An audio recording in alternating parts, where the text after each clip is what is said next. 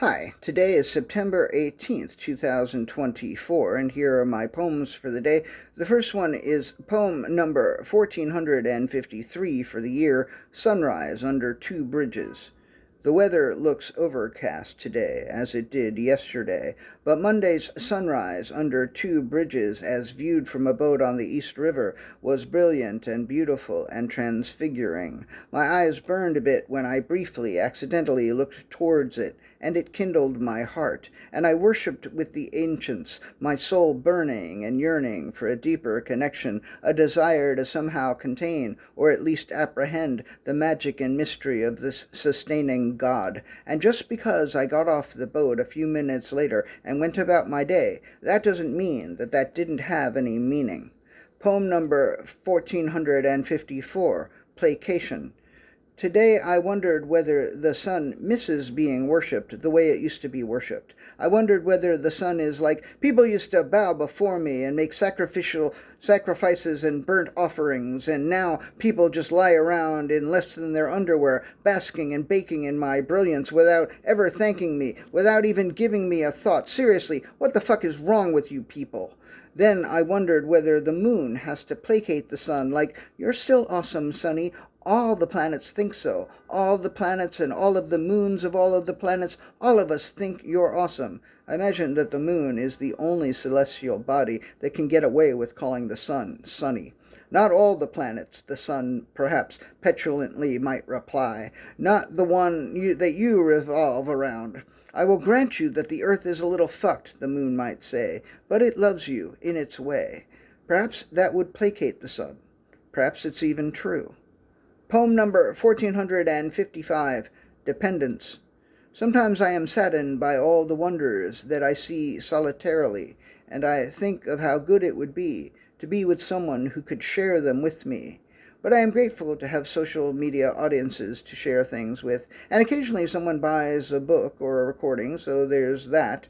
I bear witness, take notes, make reports, make shit up, and put out numbered writings, primarily because it is a joy for me to do so.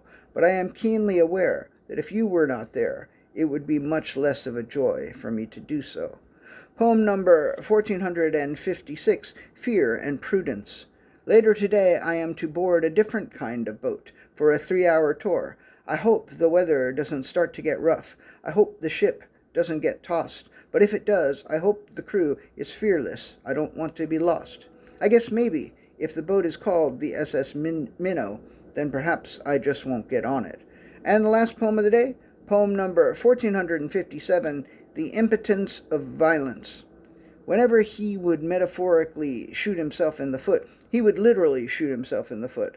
So, after acting either advertently or inadvertently against his interests, he would get out his pistol and shoot off a toe.